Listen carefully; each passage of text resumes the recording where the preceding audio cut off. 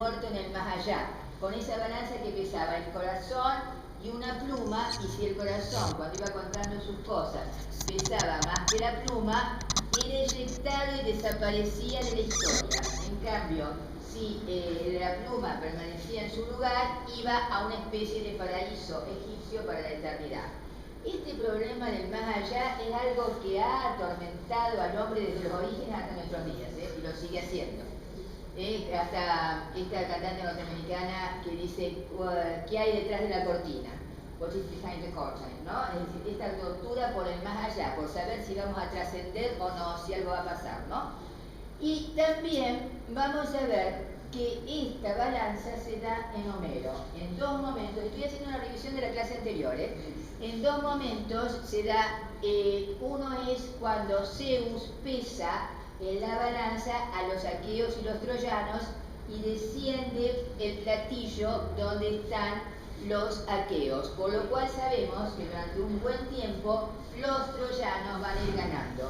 Y la otra, tal vez un momento dramático, pero tal vez a mí el que me resulta más dramático en la lectura es el canto de la muerte de Héctor, cuando Zeus pesa los cuerpos de Héctor y de Aquiles y el platillo donde está Héctor desciende.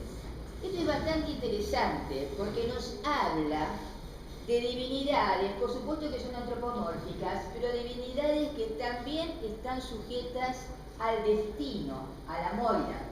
Es decir, que están realmente como en un mundo, y acuérdense que la cosmovisión, la visión de mundo, de universo para los griegos era cosmos, y cosmos significa totalidad ordenada y armónica, de ahí viene cosmética, es decir, que es una visión optimista del universo, es considerar al universo como algo ordenado y armónico, y esa concepción va a hablar de un equilibrio.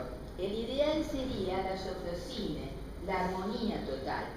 Y en esta cuestión vamos a ver que en esa balanza, cuando Zeus pesa a Héctor y Aquiles, nos está demostrando que las reglas son tan fuertes que no solamente están guiadas por el Dios de dioses, sino que los dioses también están sujetos a ellas. Por esta visión optimista, a pesar de que se habla mucho del fatalismo griego, sí, por supuesto que es, y lo vamos a ver en la tragedia, pero el fatalismo griego siempre tiene una salida. Lo que pasa es que nosotros siempre elegimos por el otro lado, digamos así con humor, ¿no? Magdalena, a mí me quedó una duda, sí. Probablemente porque me dormí. No te preocupes, Madara, yo lo comprendo con altura. Sí. Problema. Sí. Cleos y Quiros. ¿Cómo? Cuando hablaste de Cleos. Cleos y Quiros son la fama. ¿Cómo? ¿Cómo se usa? ¿Tiene credos? No. Quiros y Cleos son los dos tipos de gloria que se pueden producir. Una es la fama que viene de los otros hombres. O sea, cuando yo te puse el ejemplo, te acordás de Maradona para ser bien realista, ¿no? Para decir una cosa así que vos decís, viene la fama por un hecho que te cae como a través del resto de los seres humanos. En cambio hay una gloria que es la gloria instantánea, es la gloria que viene de los dioses. Cuando vos decís es un elegido, o qué dotado. A mí me encanta, por ejemplo, voy a poner acá ejemplos contemporáneos, como Lanán toca el piano, ¿no?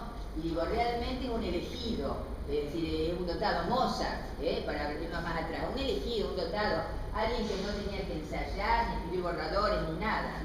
Cierta gente que puede decir, pero es para eso, fue elegida para eso. Esas cuestiones que uno dice no podrían ser otra cosa. Entonces, las dos famas son todo el objetivo, y muy bien tu pregunta, Malala, porque las dos famas son el objetivo de todos los poemas homéricos. El héroe homérico lucha por la fama, el mismo Odiseo, y se lo digo brevemente.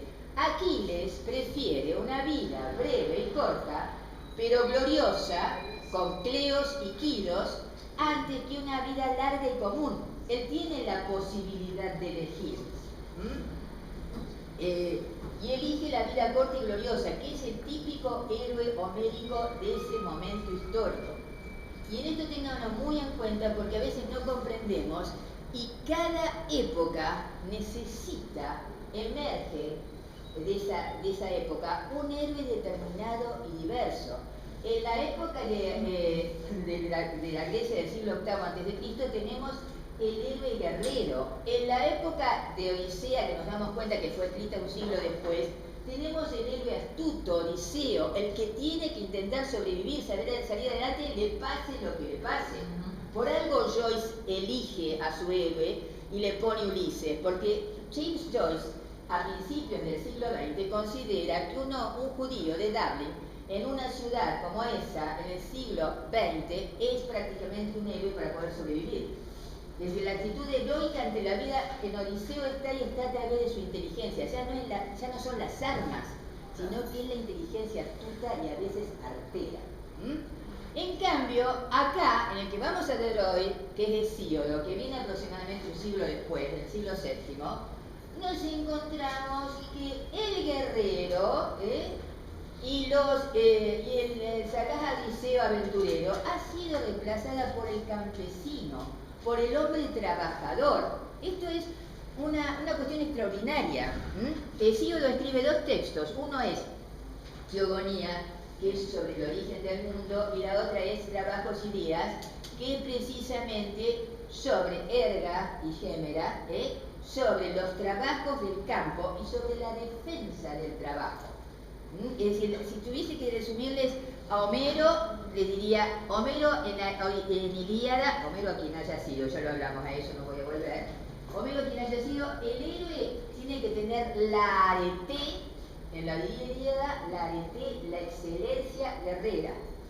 En Odisea, el héroe tiene que tener la arete, la excelencia de la inteligencia astuta, la astucia para salir adelante pase lo que pase.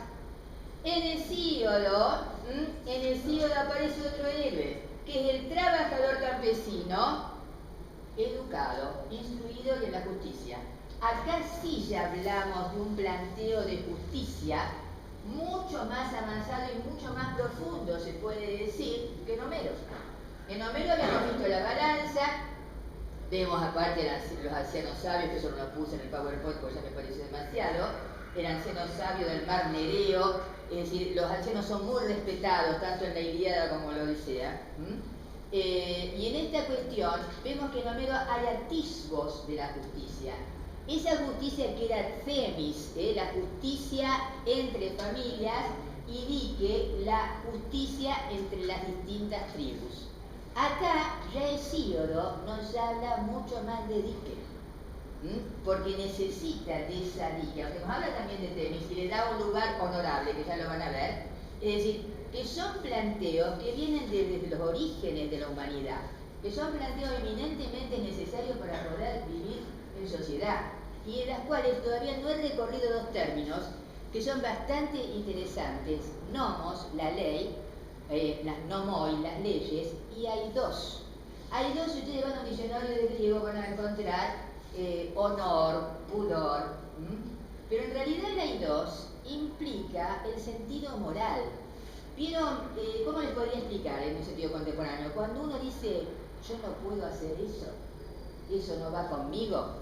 O cuando uno siente vergüenza por algo que ha hecho, porque vos decís, ¿qué está haciendo? Y uno trata de tirarse al piso o bajo un asiento porque no puede considerar, tiene vergüenza ajena por eso que está pasando. Ahí aparece el airos. El airos sería no solamente el pudor, sino cuando vos tenés vergüenza, cuando vos tenés airos y cuando vos decís, esto yo no lo puedo llevar a cabo, no va con mi personalidad, no va con mi persona, si nunca hice eso, si no me prepararon para esto, ¿cómo voy a hacerlo, no? Ahí aparece el airos. Cuando vos sentís vergüenza, ¿cómo? Pero qué papelón que estamos haciendo, y bueno, ahí aparece el airos. ¿Me comprenden? Y las nomos, las leyes, que se van a relacionar totalmente, pero lo vamos a ver más adelante, con dique. ¿Qué pasa? Este buen señor, Hesíodo, va a hacer una profundización mucho mayor, que estamos un siglo después, con distintas alteraciones, estamos aproximándonos al siglo VI, al siglo de Solón, que las guerras intestinas, ojo, las guerras intestinas producen profundos cambios. Es decir, acá en Hesíodo hay un detractor de la guerra, lo van a ver totalmente. Va a decir que el mundo con la guerra se detiene, que no hay prosperidad. Es decir, que los campos se dejan de cultivar, es decir, se altera el orden del mundo. Y en eso la cultura griega, ya les dije que es una cultura optimista, habla de la sofrosine, de la necesidad de armonía. Que si no hay armonía, no podemos crecer, diría Hesíodo, ¿no? Entonces, en esta cuestión, este buen señor Hesíodo tiene dos libros, como él dice, se los sitúa alrededor del siglo VII. ¿Hasta acá vamos?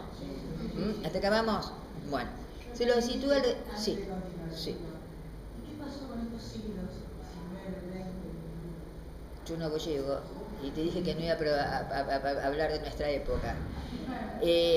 Pero mira, acá hay cosas que están en Nietzsche que ya aparecen en cierta forma esbozadas en Hesíodo, pero somos humanos. Eso cuando hablemos de Platón y Platón escribe su República, Platón dice perfectamente que la República es un sistema perfecto, pero que los humanos son imperfectos y por lo tanto duda de que se lleve bien a cabo. Es decir, y ahora vas a encontrar la edad, en qué edad estamos según Hesíodo, y vas a ver que tiene bastante relación. Según Hesíodo estamos en la edad de que todo se vuelve corrupto, ladrones, malhechores, todo entronizado. Bueno, es la edad de hierro, según Hesíodo dice, la llama ya su época. O sea que estamos más o menos 2700 años a la moda. Ha durado bastante esto, ¿no? En esta cuestión, las dos obras de Hesíodo, Teogonía, este va esta noche se los mando con Javier porque me parece que les sirve como síntesis. En estas dos obras, la Teogonía y Hesíodo, Teogonía y Trabajos y Días, nos muestran, como les anticipaba, una época totalmente distinta a la de Homero. Esto piénsenlo y van a ver que cada héroe es emergente de su época. Les decía, Ilíada el guerrero, Odisea el héroe astuto, Hesíodo el hombre trabajador, Solón el hombre de las grandes transformaciones. El siglo VI antes de Cristo es realmente un siglo maravilloso. Es decir, porque tenemos el nacimiento de la poesía lírica, monódica y coral, el nacimiento de las ciencias, es decir, tenemos todos los filósofos presocráticos. ¿Se acuerdan de Tales de Mileto, que dábamos el teorema de Tales, que decía el principio de todas las cosas es el agua? Y tan desacertado no estaba. Es decir, Tales es uno de los 7 sabios de Grecia, está considerado. Es decir, todo ese siglo VI es un siglo de una ebullición extraordinaria.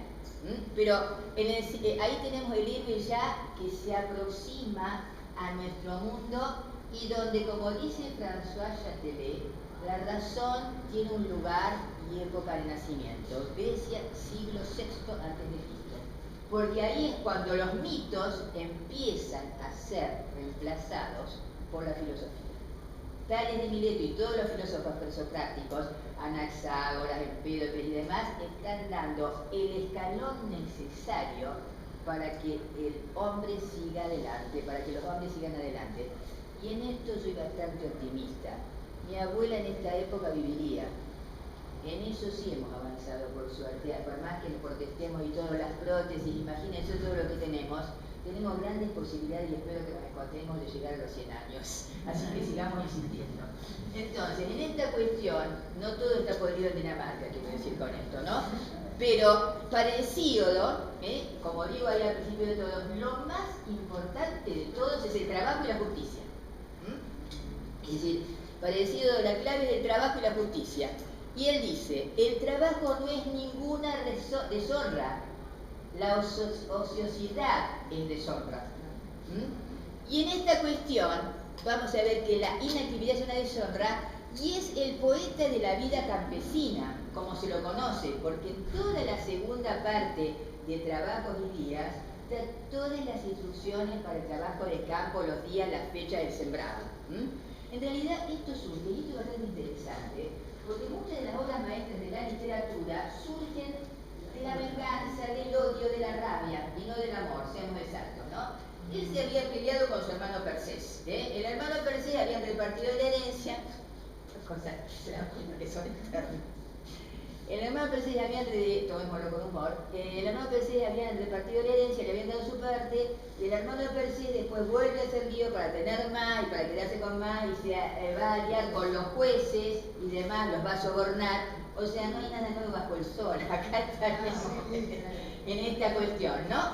Pero él va a ser, van a nombrar a ese pastor del campesinado y hace que las musas, las mismas musas, nombren a los pastores del campo como los campesinos, como triste oprobio, vientre tan solo, porque él nos va a dar la justificación mitológica por lo cual los hombres estamos condenados, vamos a decirlo así, al trabajo, a llenar nuestro gáster, que es el gáster lúbrico también, de toda la sexualidad, y el gáster que hay que llenar con la comida y el trabajo. Mientras que habla de los nobles, y acá los baja de un ondazo a los nobles los cuales hablaba Homero, como los devoradores de dones, los que se comen todo. Fíjense que esto también es bastante interesante porque nos habla de un contraste total con la épica, con Hesíodo y posteriormente con un poeta de Arquíloco de Paros del siglo VI, termina la épica. El epos, ¿por qué se caracteriza lo épico? Esos héroes épicos que veíamos en Ilíada de Odisea. Porque son héroes intocables, no se los discute, se habla de un pasado remoto, no hay ningún análisis ideológico, porque el poeta sigue al héroe en sus aventuras y el público, el poeta y los oyentes están de acuerdo. Es decir, retratar eso como entretenimiento. En cambio, Hesíodo dice: soy capaz de contar muchas cosas fantasiosas, pero también soy capaz de decir la verdad. Es decir, está haciendo un puente entre la ficción y lo real. En esta cuestión, ¿vamos bien? ¿Alguna pregunta? No. Sigamos. Entonces, van a ver, él dice en ese parlamento que habla de los devoradores de dones, que esos nobles tienen que cumplir con la justicia y obedecer las leyes, cumplir con dique y obedecer las nomoi. Y además vamos a ver que narra, uno de los mitos que coloca, es la fábula de el ruiseñor y el halcón.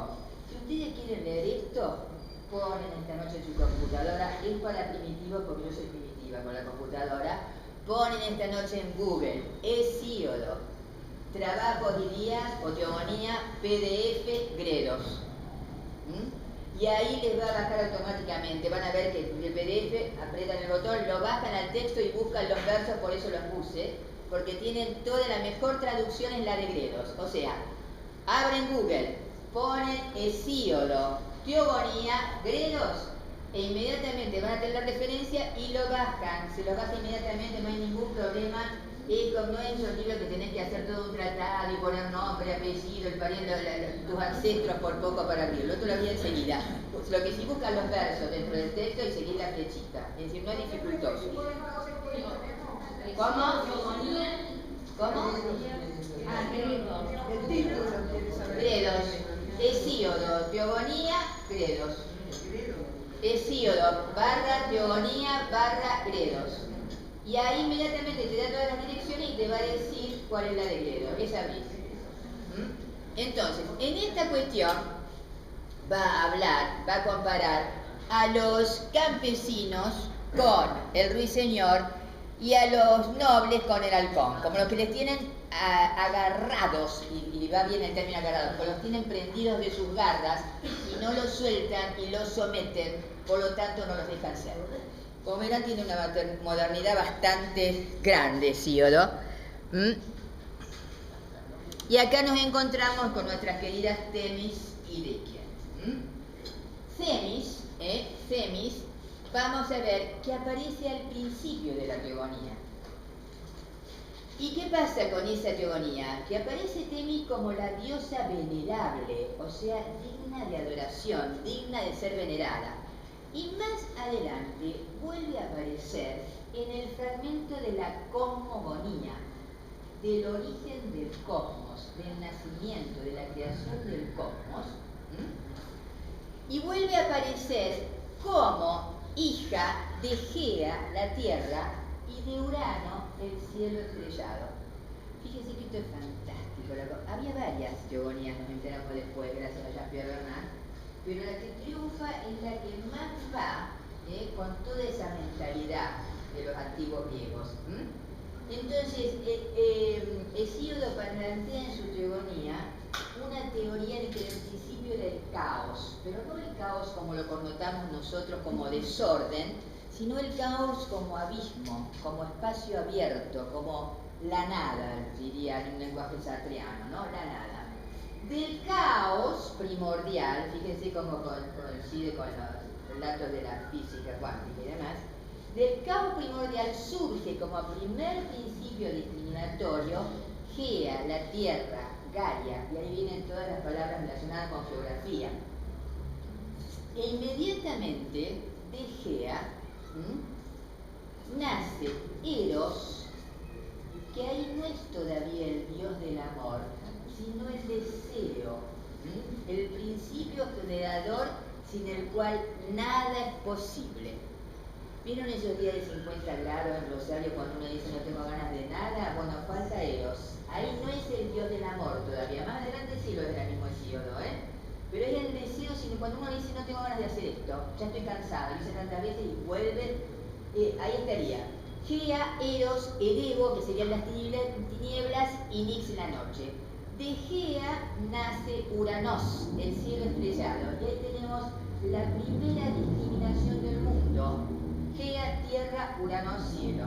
Y de ellos dos, no hablo de los hijos de los otros porque si no, no terminamos más y no iba a eso hoy, nacen los titanes, que son 12, Zeus, Orión, Capeto, Cronos, 6 varones y 6 mujeres, Rea, Febe, Mnemosine, Themis, que está ahí también. Los cíclopes, que son los gigantes de un solo ojo, los trabajadores, y los hecatonquiros, que son monstruos de 50 brazos y 50 piernas, ¿no? O sea que fíjense que es fantástico porque en un momento dado tiene todos los ancestros de todos los demás dioses, los titanes, que sintomáticamente significa los que levantan el brazo más allá de lo que les corresponde. Después los cíclopes, que son los laboratori, yo cuando digo laboratori me acuerdo de Alberto Sordi, la verdad, los laboratori del Olimpo, de la zona aledaña al Olimpo, mejor dicho, y los hecatonquiros del ejército. O sea, ahí vamos a ver que entre esos titanes está Temis. O sea que él hace hija de la primera pareja, todavía no divina, sino que estaríamos hablando de fuerzas de la tierra, de fuerzas tónicas. La primera pareja va a ser precisamente entre titanes, Cronos y Rea, que pobre Cronos era un hijo que no se sabía por qué odiaba a su padre, entonces le ayuda a la madre a castrarlo, ¿no?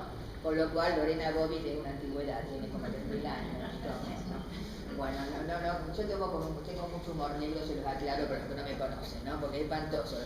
Entonces, esta aparece acá en la Teogonía, en el verso 311. Y más adelante vuelve a hablarnos de Temis casándose, eso ya se participó la última vez, casándose con Zeus. Es la segunda esposa de Zeus.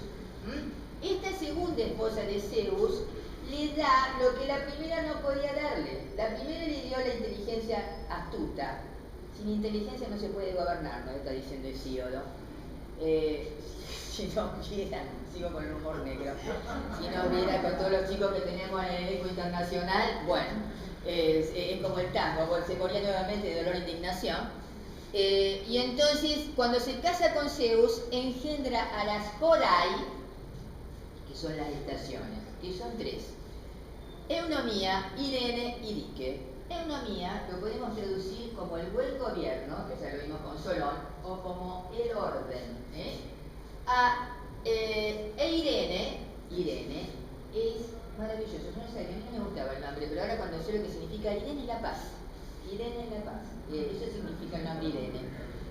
Y Dike es la justicia, que luego se va a identificar con el derecho. Esto es un anticipo también.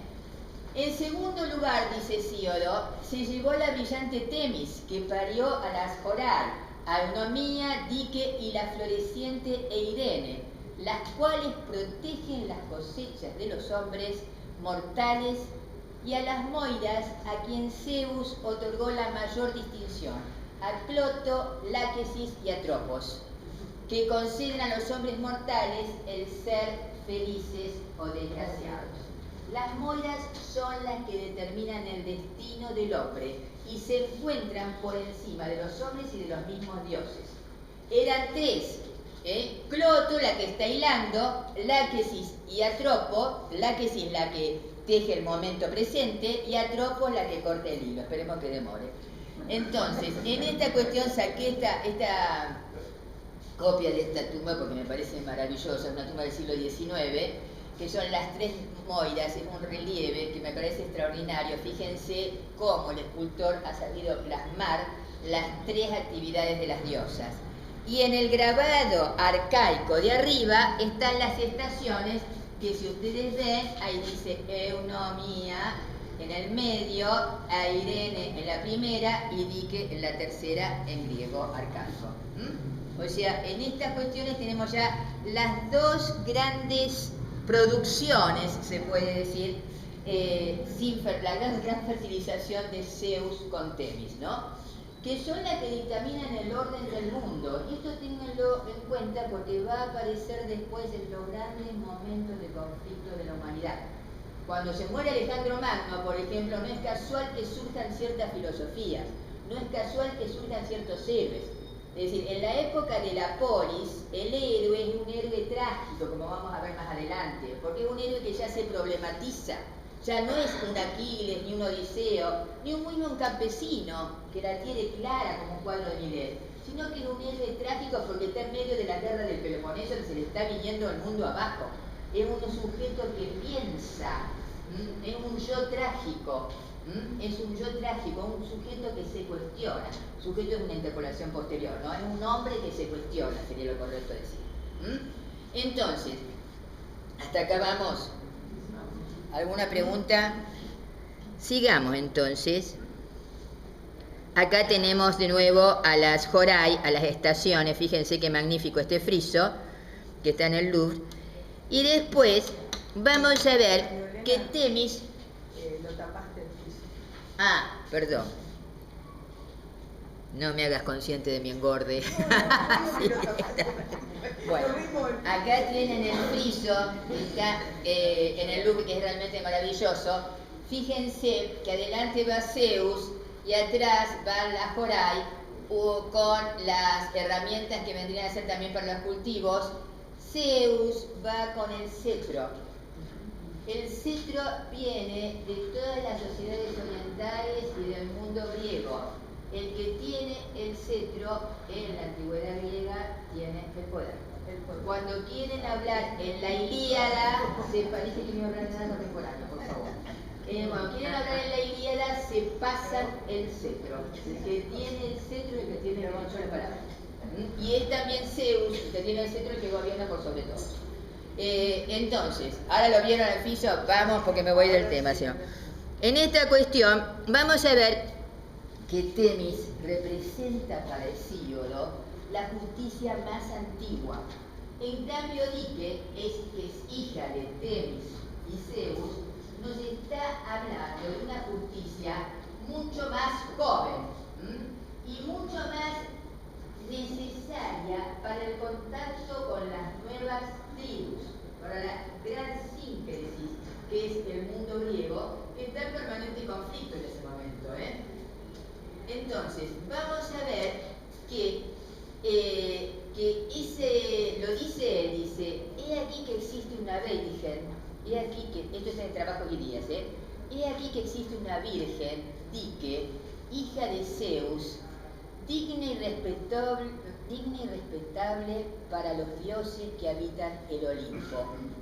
Y siempre que alguien la ultraja, injuriándola arbitrariamente, sentándose al punto junto a su padre Zeus Cronión porque es hijo de Cronos, proclama a voces el propósito de los hombres injustos para que el pueblo castigue la loca presunción de los reyes que, tramando mezquindades, desvían en mal sentido sus veredictos con retorcidos parlamentos. Acá está haciendo un análisis del discurso. y está diciendo el discurso engañoso, Entonces, en esta cuestión dice, teniendo presente esto, reyes, acá empieza a usar el modo imperativo, enderezad vuestros discursos, devoradores de regalos, estos devoradores de dones, los que lo marcaba antes, y olvidaros de una vez por todas de torcidos dictámenes. El hombre que trama males para otro, trama su propio mal. Esto es fantástico, si lo pensamos, porque nos está analizando, pero nos está analizando como seres sociales. Si vos colobás, si vos embromás a toda tu sociedad. ¿Vieron cuando uno está en familia, está todo en paz y de pronto alguien se empieza a pelear y terminamos peleando todos? Le digo porque es un folclore familiar que nadie está ajeno totalmente, a menos que viva en una burbuja. Pero esta cuestión de cómo el mal, y esto lo va a retomar Platón y esto lo va a retomar Séneca, cuando dicen el mal es ignorancia.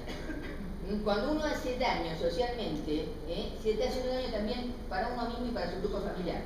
Bueno, en esta cuestión vamos a ver, dice que el hombre que trama males para otro, trama su propio mal, y un plan malvado perjudica más al que lo proyectó.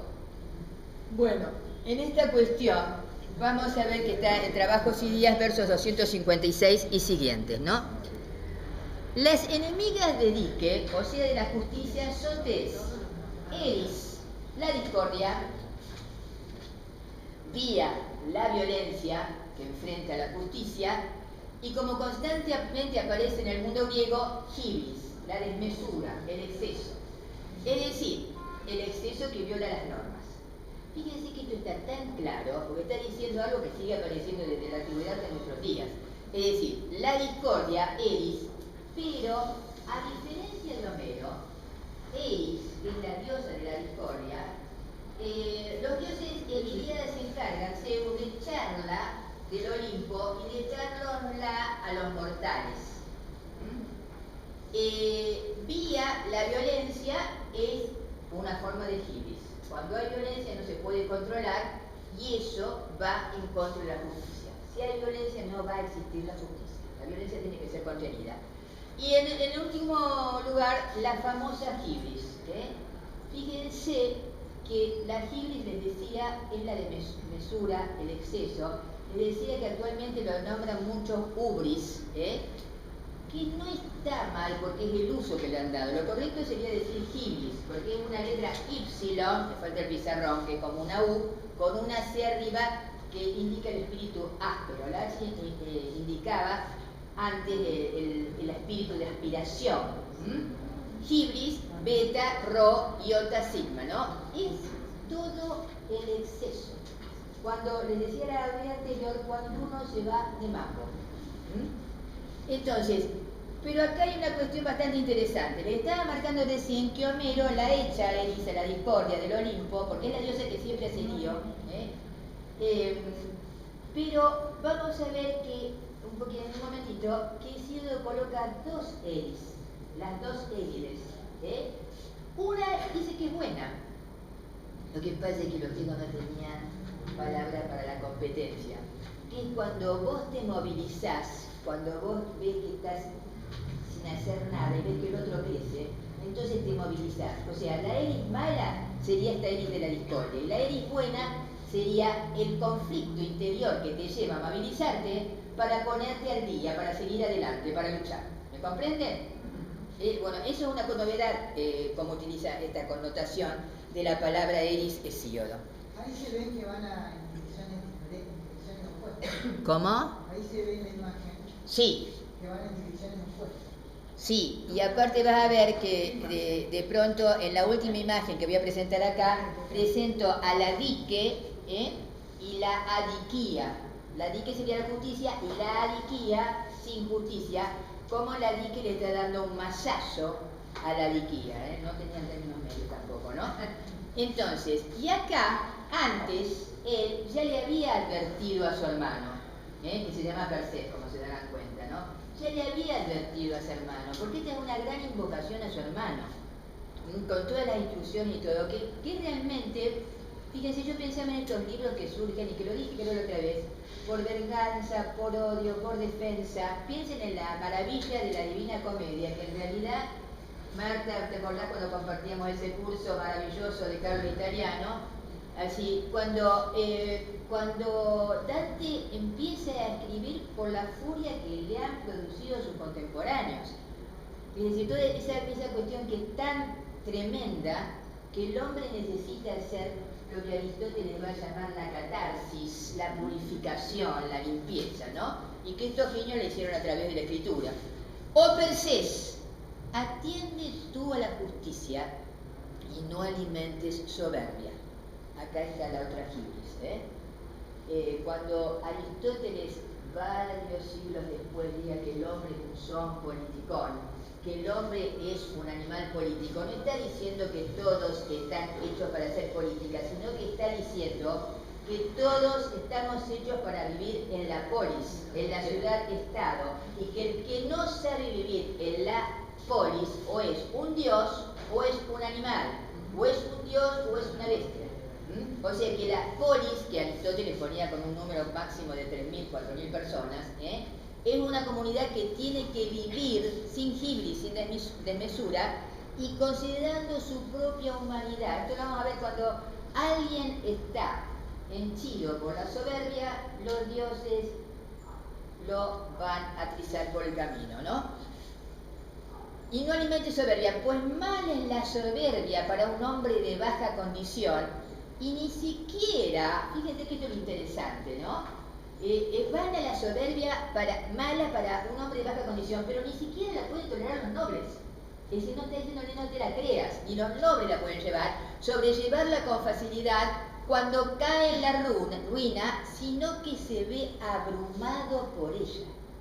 Es decir, acá la soberbia está indudablemente acosada, liquidada y realmente corrida del camino, ¿no? Preferible el camino que en otra dirección conduce al recto proceder. La justicia termina prevaleciendo sobre la violencia y el necio es el imbécil, aprende con el sufrimiento, pues al instante corre el juramento tras de los veredictos torcidos. Cuando la dique es violada, se oye un murmullo ahí donde la distribuyen los hombres devoradores de regalos e interpretan las normas con veredictos torcidos.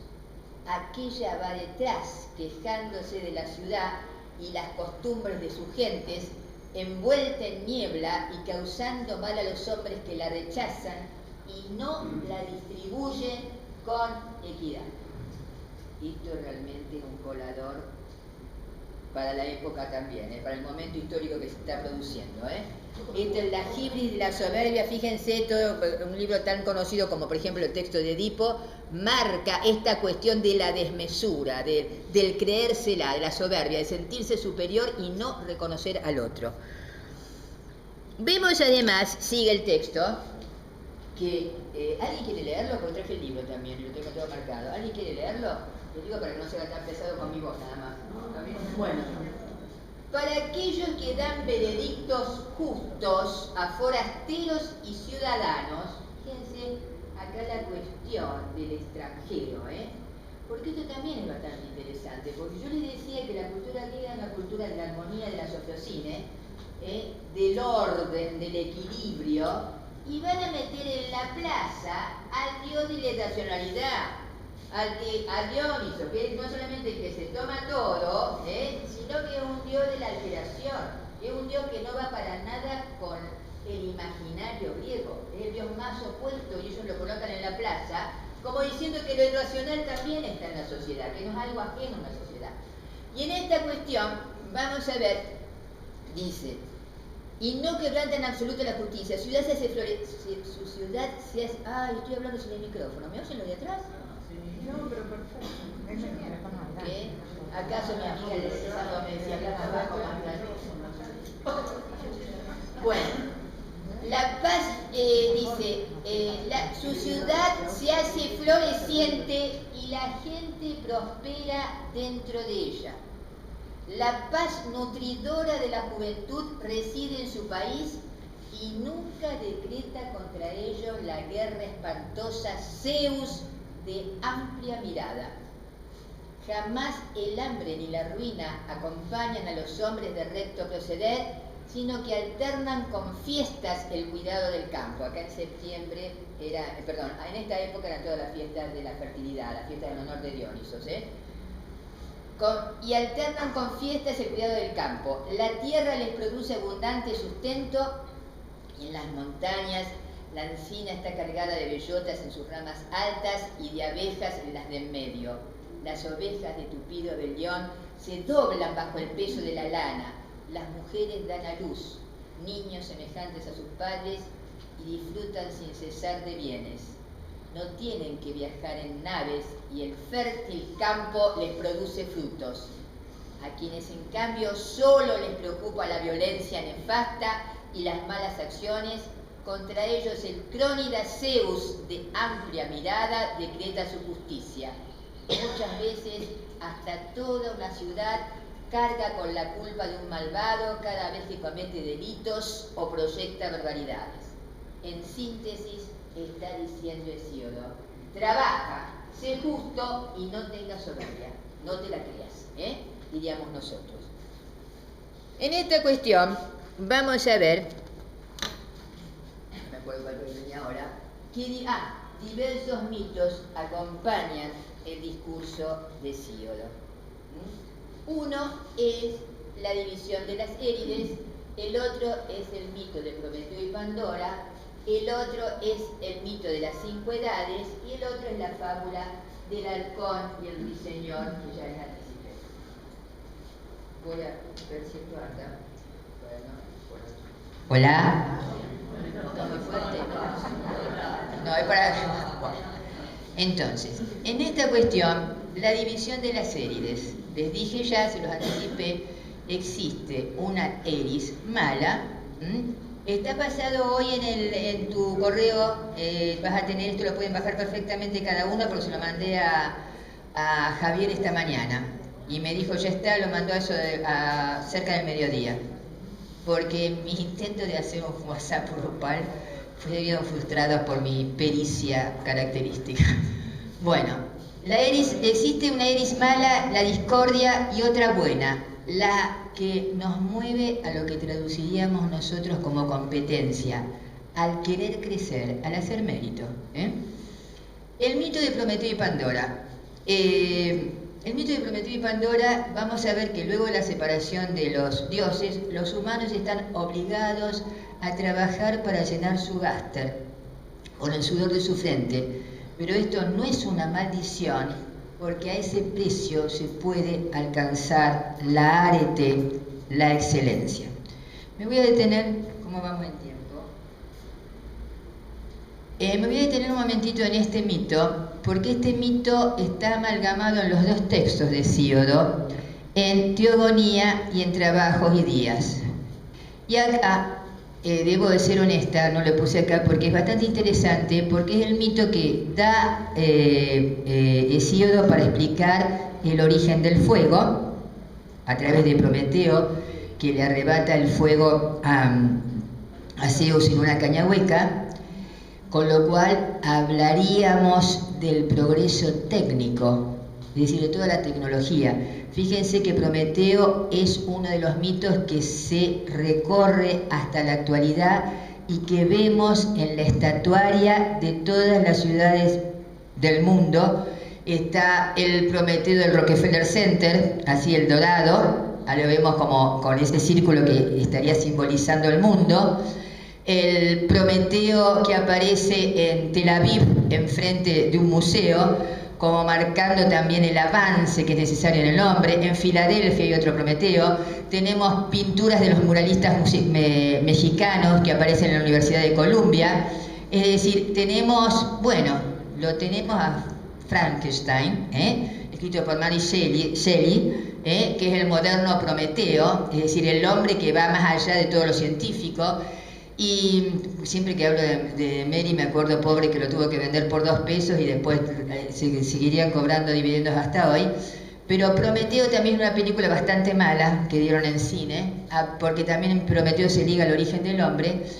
Pero fundamentalmente está ese robo del fuego para los humanos, porque Prometeo es un héroe filántropo, ama a los hombres, no se sabe bien por qué. Y acá Hesíodo debemos decir que le da con todo, porque Hesíodo dice que no hay que oponerse a el dios Zeus, y Prometeo se opone. En segundo lugar, vamos a ver que Prometeo lo engaña a Zeus, mejor dicho, se deja engañar, porque le presenta, de un buey que ha matado, la grasa envuelta en un paquete totalmente atractivo y la carne, lo útil, en un paquete totalmente desabrido. Bueno, yo ahí hubiese metido la pata como Zeus porque me encantan los paquetes armados, ¿no? Pero el dios se deja engañar no solo para quitarles el fuego a los hombres, por eso Prometeo se vio obligado a ir a robar el fuego de un rayo del sol en esa caña hueca. Pero también acá tendríamos el origen del fuego mitológico y el origen de los sacrificios a los dioses, porque los hombres cada vez que entran en una ciudad o que van a hacer una celebración o que tienen su comida, tienen que agradecer y ofrendar a los dioses la parte que ellos no comen, los huesos y la grasa que queman en los altares. En tercer lugar, tenemos que Zeus no se queda atrás y cada vez que Prometeo le hace una, empecemos en la ley del talión, Zeus se la devuelve. Entonces, ¿qué hace Zeus? Lo llama a todos los dioses y les dice que crean un objeto totalmente atractivo. Lo pone a Hefesto, que es el laburante del Olimpo, seamos claros, a que cree esto. Le dice a Atenea que le dé las habilidades del bordado y de las artesanías, también que le dé parte de la inteligencia, a Afrodita que le dé el encanto, la seducción, las bellas palabras, y a Hermes, que es el dios de los caminos, el dios del sentido, el Mercurio romano, le dice que le dé también la astucia, lo artero, lo zaino, diríamos nosotros, ¿no? Piensen que inmediatamente crean entonces a Pandora, versión mitológica griega de Eva, con todos los dones, y versión negativa. El texto de Hesíodo es el primer texto misógino de la cultura griega porque a la mujer la denomina el bello mal. Después voy a volver con Eurípides, que es el segundo gran texto misógino, ¿no? En esta cuestión vamos a ver que tenemos entonces el invento del fuego, el mito del origen del fuego, el mito del origen de los sacrificios, el mito del origen de la mujer, y el mito de que cuando Prometeo se va, Prometeo es el que piensa antes, el prudente, el previsor, le dice a su hermano Epimeteo, Epimeteo significa que da vueltas alrededor, el que nunca se decide, el que piensa después, que no acepte nada de Zeus, porque sabe evidentemente que Zeus lo va a reventar. Y Epimeteo, cuando la ve a Pandora, se enloquece y se une a ella. Con lo cual, tenemos también el mito del origen del matrimonio. Y en quinto lugar es, tal vez el más famoso, que es mucho más interesante a veces de lo que uno se imagina, que es el mito de la caja de Pandora, que no es ninguna caja, Eso es un error de traducción de uno de los más grandes humanistas de la historia, que es Erasmo de Rotterdam, que la traduce como caja, y en realidad es vasija, ánfora. El término griego no se lo van a olvidar, porque es pithos, es el ánfora.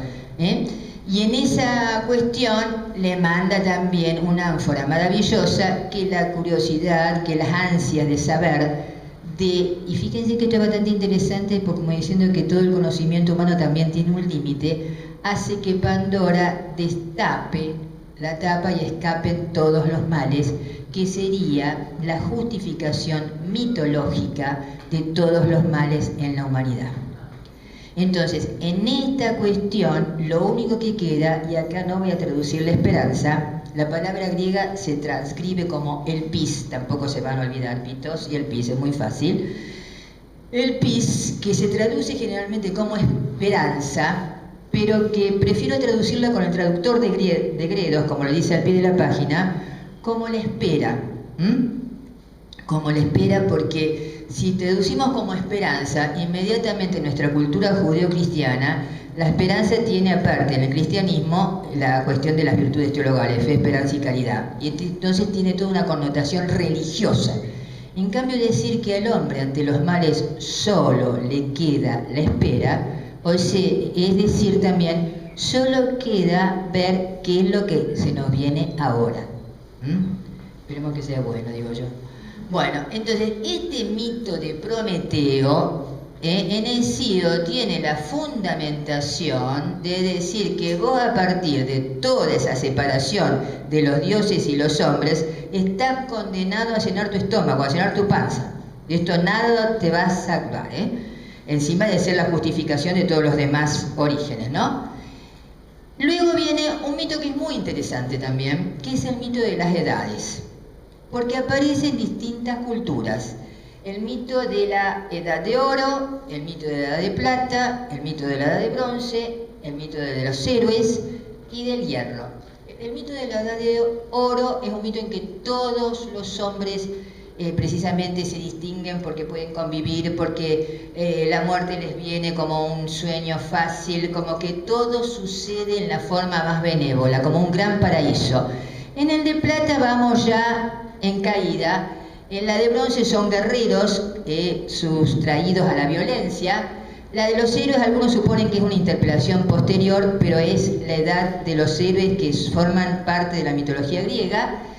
Y llegamos a la que Hesíodo se siente contemporáneo, que es la edad de hierro, y que sería la edad donde ya no hay límites, donde no hay normas, donde los hombres se equiparan a los animales, con perdón de los pobres animales, digo yo. Es decir, cuando todo está marcado por la irreflexión, por la falta de racionalidad, por la desaparición del temor a los dioses, por la guerra, la violencia, hasta llegar a dominar solamente el derecho del más fuerte y donde los malhechores ejercen el poder. Esto nos dice Hesíodo en el mito de la edad de hierro, de la cual él es contemporáneo.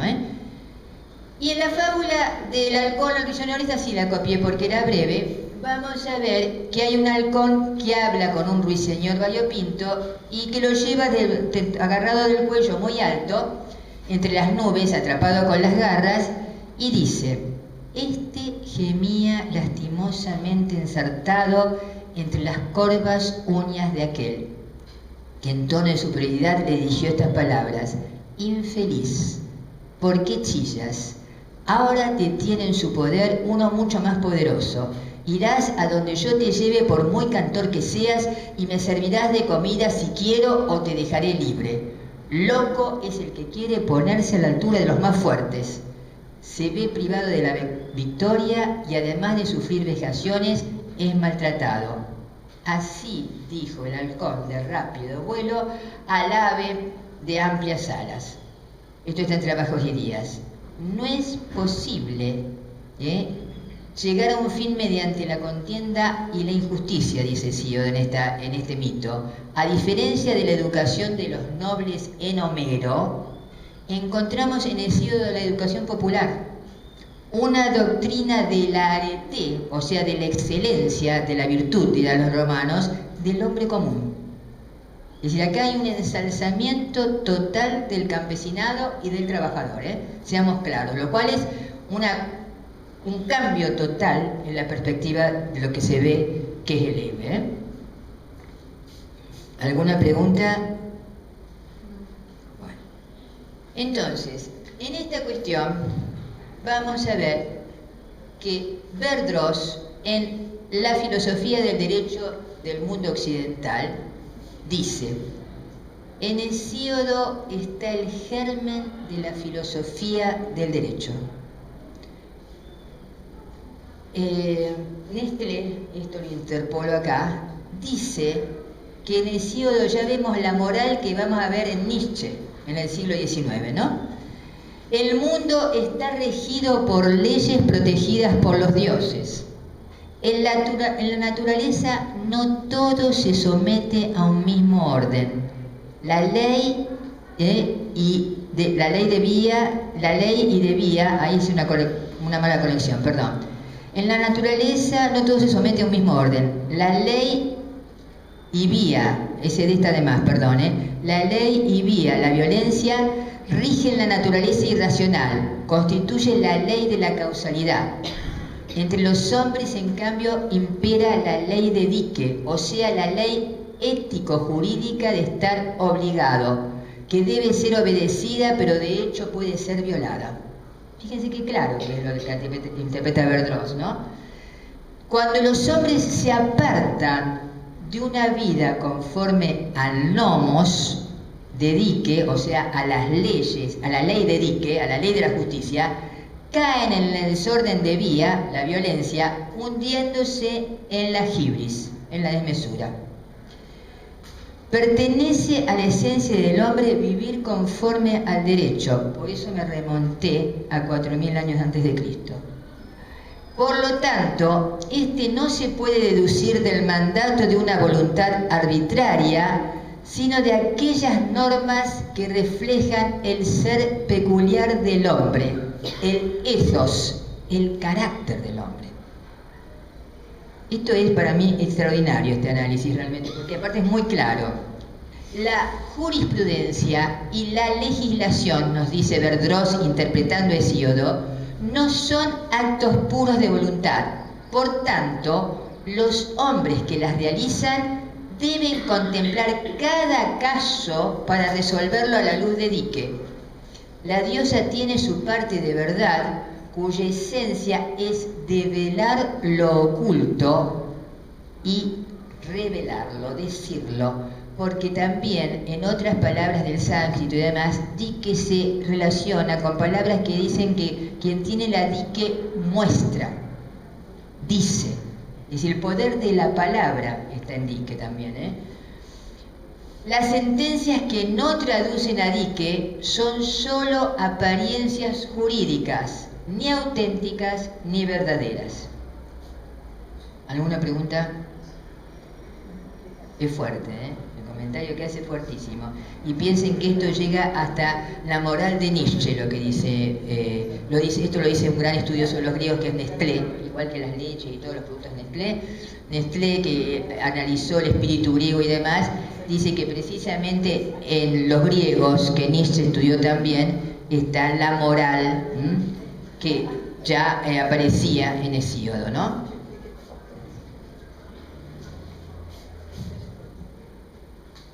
Y acá estamos en una ánfora que es posterior, voy a ser exacta, es, como les dije antes, del siglo VI a.C., es un poco posterior a Hesíodo. Fíjense que en esa ánfora se ve una figura con un mazazo, con una masa, dándole un mazazo a Adiquía, a la injusticia.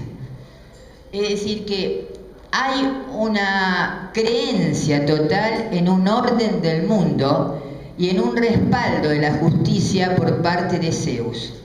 Un orden del mundo que es clave para que los hombres puedan convivir. Eso lo vamos a ver después en la filosofía. Acá estamos a fines del siglo VII aproximadamente antes de Cristo. Después aparece la figura de Solón en medio de todos los conflictos que tenía Atenas con las batallas por las guerras del Peloponeso, que van a culminar mucho tiempo después, pero hay toda una continuidad. Puse la figurita en negro en el medio para que ustedes destaquen, porque acá sí hay una cuestión bien discriminatoria, seamos claros. Dique está con la masa, pero Adiquía es una mujer llena de tatuajes y con el pelo trenzado, como las mujeres del más lejano oriente. Acá sí estamos claros.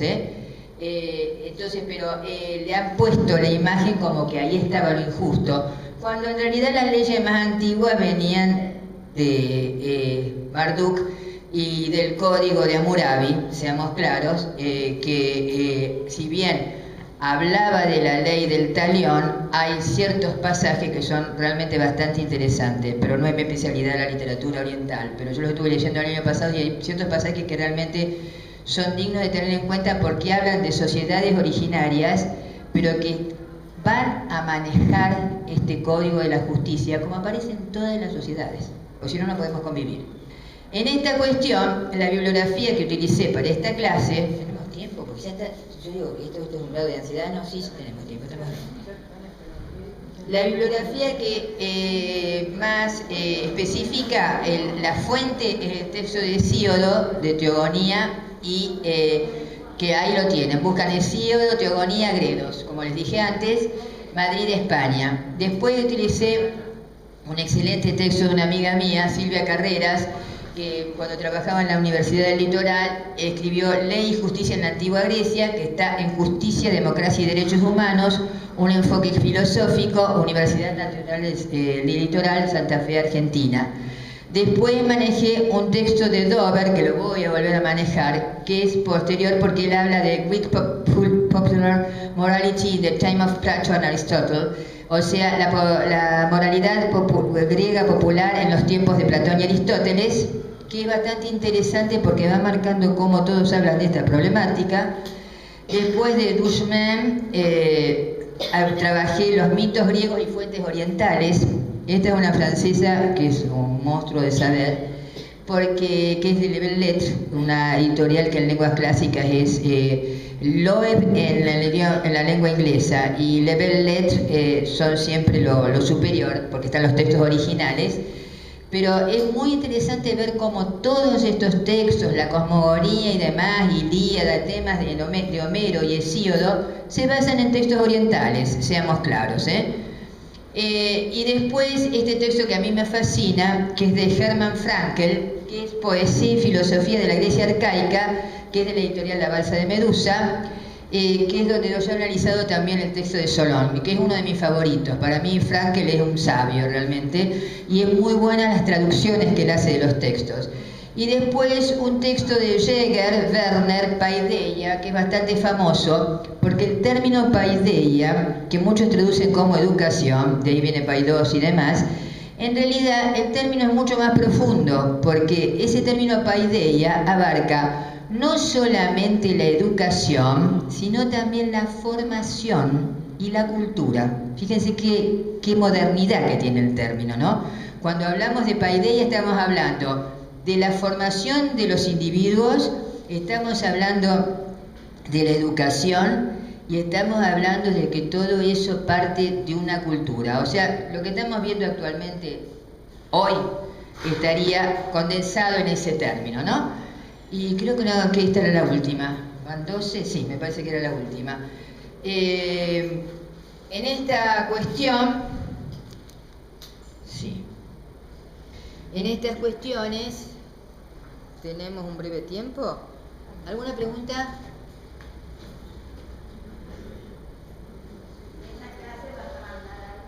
¿Cómo? Si mando algo, si les mando esto esta noche, se lo mando a Javier, pobre, que es eficientísimo, y él se las reenvía.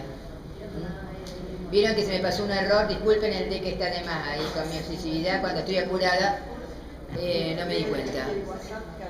¿Cómo? No, lo voy a intentar, pero dame tiempo, porque ya pude arreglar la computadora este fin de semana, gracias a quedarme más en casa. Fue una Semana Santa gloriosa, la verdad, porque estuve haciendo cosas que me gustan mucho, y pude captar la problemática de la computadora, que no me andaba el sistema, y era que yo no andaba por otro lado, y ahora ando por los dos lados, así estoy. Pero apenas pueda voy a tratar de arreglarlo del WhatsApp. Está mandado al correo, exactamente. Sí, yo lo tengo. ¿Cómo?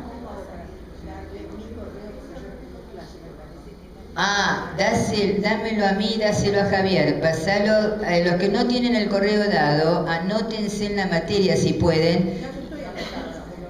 Entonces te lo mandó. ¿Está tu correo ahí? Está, sí, yo lo tengo. No, pero fíjate esta noche, si no le das tu correo a Javier Estrapa, al secretario, que es un ser encantador realmente. Bueno, lo que podríamos hacer, tenemos 15 minutos, si quieren, entonces recorro rápidamente. Vamos a ver si puedo hacerlo rápidamente.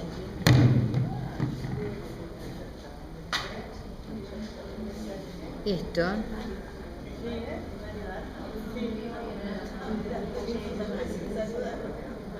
Bueno, esto ya está la bibliografía, vamos a cerrar.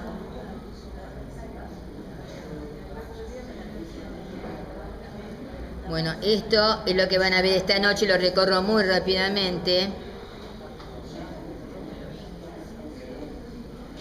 Esto es lo que les llegó hoy al correo, que es la balanza. ¿Dónde estás? ¿Por qué no sale acá? Así empezó. Ay, Dios mío. A ver. ¿Qué es ese perro? Ese era mi perro que murió. Así empezó a desarrollar. Ahí está. Espérenme un segundito. Ah, se presentaron problemas para cargar la fuente. Menos mal que viste que te dan instrucciones. Bueno, decíselo. Me creo que están hablando de un muchacho que está ahí, que fue compañero de una un muchacho, así que tenés que agradecer, Mario, por este, por favor. Un muchacho ahí. No, pero está todo tapado. A ver. Bueno, a ver, vamos a ver si lo encuentro acá.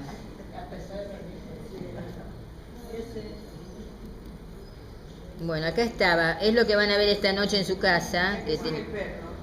Sigue el perro, no, pero espera que todavía no abrió. Lo que no sé es por qué no se ve acá. Bueno. No sé, acá está lo de la balanza del destino. Van a encontrar una serie de textos. Van a encontrar también la balanza de Osiris y los textos los textos sumerios, las tablillas.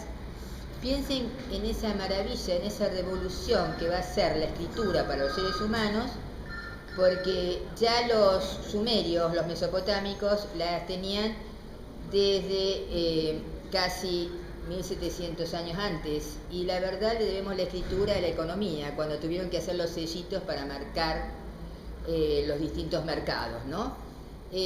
Acá está también la balanza de Osiris, también lo que el hombre genera culturalmente es extraordinario, es extraordinario, y cómo a veces nos olvidamos que somos una continuidad.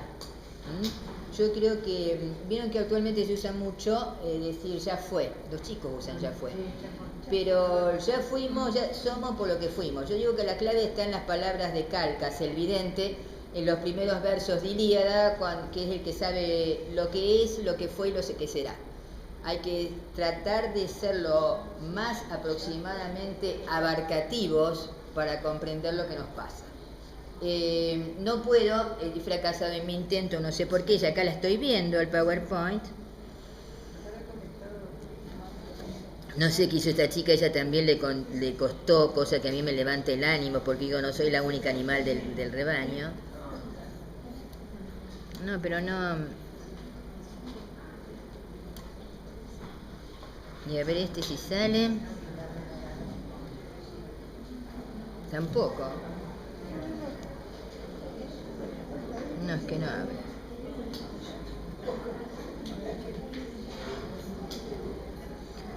Bueno, a ver, ustedes ven algo ahí atrás, ustedes díganme. Nosotros vemos el perrito, aparte se ve en tu mira. Pero la imagen. Bueno.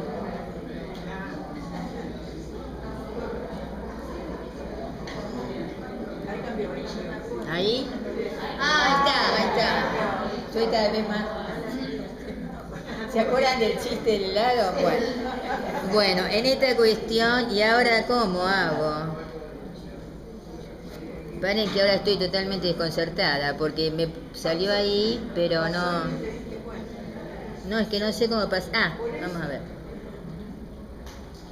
Lo pasó. Teóricamente tiene que haber seguido. ¿No tiene una flechita que sigue? Sí, la flechita que sigue a todos los textos que tenía escribiéndolos, a ver. Bueno, hago un último intento. ¿Se apagó? No, ahí está. O sea, teóricamente debería seguir.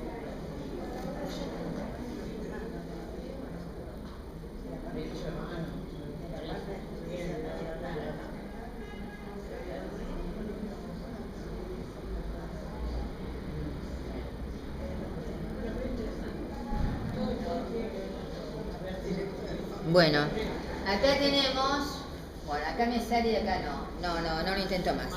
Véanlo, léanlo, anótense las dudas y las contesto en la clase que viene. No, está acá, fíjate, ¿ves que está acá el texto, justo el siguiente? Sí, teóricamente debería pasar.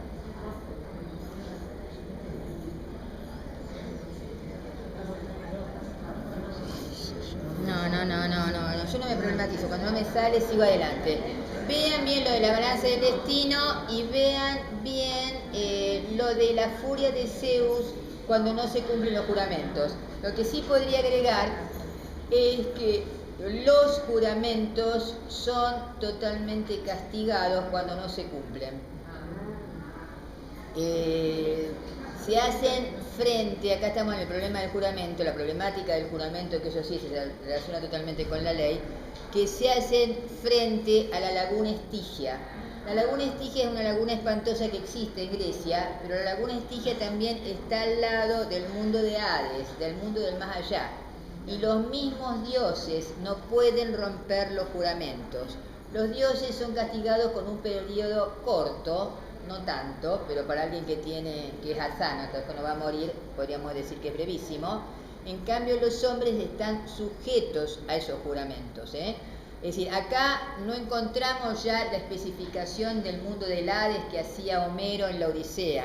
Mundo del Hades que va a volver a aparecer en el mundo romano con Virgilio en la Eneida, con Eneas descendiendo al mundo de Plutón, pero que está marcando concienzudamente la idea del más allá que tenían los antiguos, idea del más allá que ha acompañado a los hombres a lo largo de toda la humanidad. Pero la alteración del orden del mundo produce graves consecuencias, nos está marcando Hesíodo, para todos los humanos. Es decir, no estamos solos, es decir, a ese recurso de la polis, que fue la gran creación del siglo VII alrededor, está marcando una organización tribal que también le debemos a los espartanos. Si bien la razón nace en Grecia, como dice Chatelet, en realidad es en Atenas, no es toda Grecia. Debemos a los espartanos un ordenamiento tribal que va a influir en el surgimiento de esas polis. Y en todas estas cuestiones de las normas y del castigo cuando esas normas no se cumplen. ¿Alguna pregunta? Bueno, luego de mis éxitos cibernéticos termino. ¿Qué? ¿Vas a dejar algún material en el pasillo? Esto es el material. Menos mal que me dijiste, muchísimas gracias. La semana que viene voy a hablar de esos movimientos urticantes del siglo VI, pero no me voy a detener en Solón nuevamente. O sea, en Solón voy a volver al final. Y cuando hable de Platón y de Aristóteles. Sino que voy a ir directamente a la tragedia griega, porque ahí nos encontramos con otro héroe, lo que yo les anticipaba hace un momento. Es decir, para que haya tragedia tiene que haber una gran transformación social. La famosa tragedia griega duró apenas 80 años, porque estaban tan terribles que por eso surge el teatro. Fíjense, acá tenemos que surge a raíz de un conflicto. Estaban tan terribles, eran tales los conflictos, que empiezan, como dice Nestlé también, que lo nombré hoy, a cuestionarse la ciudad, la polis, con ojos de ciudadano. Es decir, la tragedia surge cuando el hombre comienza a mirar a la polis con ojos de ciudadano. Esto me quieren vender algo de no sé dónde. Me olvidé de pagarlo, disculpen. Eso que estaba por rentar. No, era yo. Que me olvidé siempre como el avión y como llegaba tarde, sí me es furioso, algo terrible. Bueno, en esta cuestión, la tragedia comienza cuando el hombre está tan en conflicto que tiene que mirarse. La tragedia es el espejo y fomentaba una cuestión, se puede decir, didascálica, de educación. Es decir, iban a ver las tragedias en las grandes fiestas y todos sabían los mitos. Fíjense que esto es buenísimo para el teatro. Todos saben las historias, pero están viendo quién se la cuenta mejor, lo cual exige un público preparado. Y en esta tragedia, debemos decir que surgen tres cosas extraordinarias, y me estoy anticipando la próxima, que son un nuevo ser humano, un nuevo hombre, el hombre trágico, que como les dije antes, se problematiza con las cosas que le pasan. Surge un nuevo género literario, la tragedia. Y surge algo que hasta el momento no se daba y que los orientales no tenían, que es el teatro.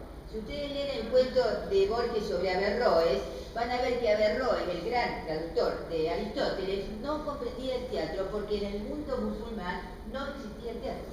Es decir, debemos, aparte, vamos a ver, yo aprendí gracias a la tragedia y a mi actividad antes de leer más tragedias, que las cosas no se producen por un solo hecho, se producen por una serie de hechos. Y vieron que uno hace esas preguntas, ¿por qué te casaste? ¿Por qué te divorciaste? ¿Por qué estudiaste esta carrera?